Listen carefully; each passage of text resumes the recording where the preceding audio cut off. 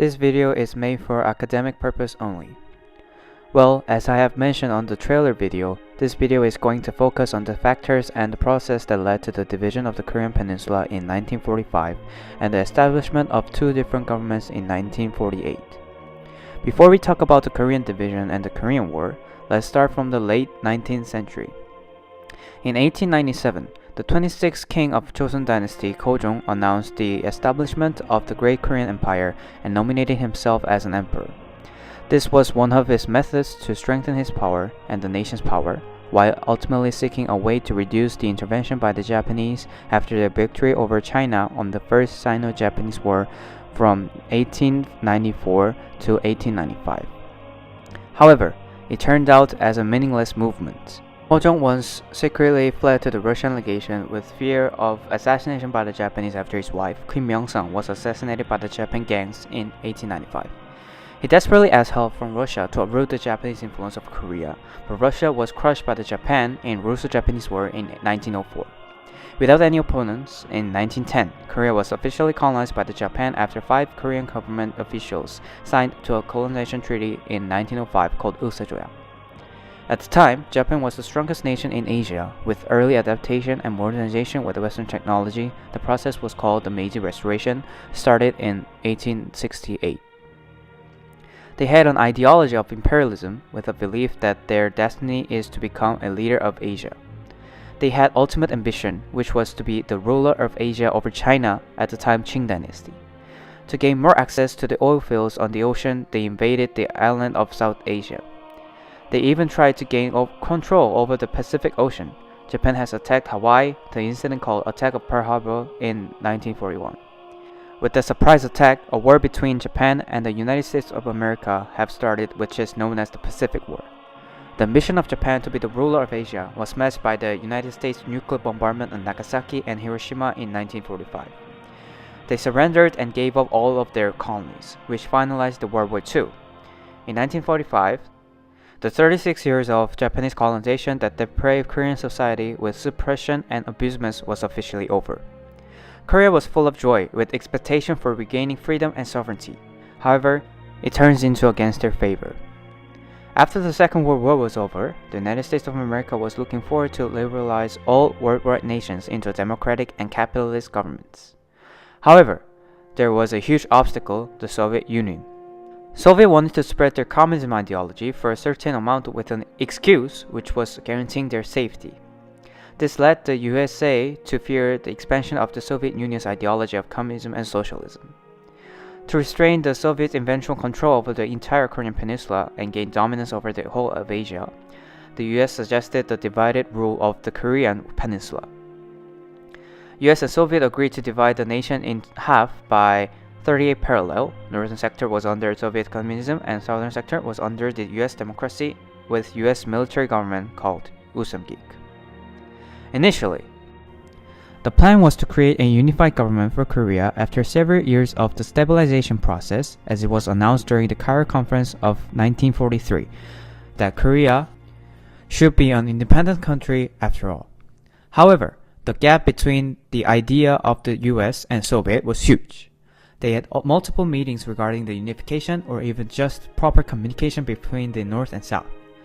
Acknowledging the huge difference in the political ideology of the two, the US suggested prioritizing the unification of non-political aspects of Korea. However, Soviet maintained her ground of prioritizing the political unification. Therefore, the negotiation was actually unable to deliver any remarkable cooperation for the step forward the unification of the peninsula. Additionally, with the situation of Southern Korea was causing difficulties for the US, which made them feel anxious about their future. For over 30 years of colonization, most of the educated and wealthy Koreans were the ones who were considered as the national traders. They were the ones that were kissing the Japanese ass to get benefits and enjoy quality life, while most of the population were struggling with poverty and Japanese oppression and exploitation. Even the International Special Committee was established in 1948 that exposed the pro-Japanese that were socially considered as high class. Therefore, after the Japanese Empire was crushed, the hostility among the population towards those pro-Japanese and social elites was widespread. Since most of the support of democracy and Usamgik have come from those social elites, the reputation of democracy was not great at all. Additionally, a number of resistance by the southern population towards the rule by the US, such as Yeosu Suncheon Rebellion in 1948, which was assumed to be led by the Korean Labor Party, but actually it was insubordination by the military troop on government to kill every rebellious population of Jeju Island. The Korea was full of chaos with ideological conflicts. The continuous instability increased the fear and anxiety of the US, made them to decide eliminate any possibility of survival of the communism in South Korea by founding a democratic government and control with the force. On August 15 of 1948, the Republic of Korea was established in the southern sector as the democratic government with Syngman Rhee as an elected president. This definitely irritated both Soviet and North Korea. As a response, on September 9, 1948, the northern sector of leader Kim Il-sung established the Democratic People's Republic of Korea, a communist government. Obviously, the idea and discussion of peaceful cooperated unification was over. Well, let's look at the backgrounds of history of those two leaders real quick to find out their idea or motivation that could lead to ultimate conflict.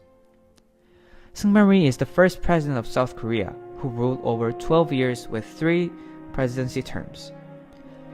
Currently in Korea, he is considered as one of the most corrupted leaders with his all kinds of irregularities, such as adjusting the law of manipulating the result of an election to continue his reign. However, during the Japanese colonization, he was one of the most significant figures for the independence movement. Well, Syngman Rhee's appearance is just an ordinary Korean man, but his interior was all American. When he was in his 20s, he went to the US to study abroad. He studied at George Washington University, Harvard, and Princeton for over 5 years and got a PhD degree for study of the politics. By studying under American curriculum, he becomes a strong supporter of democracy and anti-communist. He had a significant rival for the position of national leader. The rival was Kim Gu, another renowned liberation hero, who had remarkable support by the population with his career of being the leader for the provisional Korean government in Shanghai during the colonization. However, since Kim was a strong supporter of unified Korea, US had to support Lee, which was a crucial factor for the Lee's presidency. What about North Korea? Kim Il-sung, the founder of North Korea and the first dictator of the Kim family, was originally a member of anti-Japanese armed resistance during the colonization period. He is the grandfather of current leader of the North Korea, Kim Jong-un.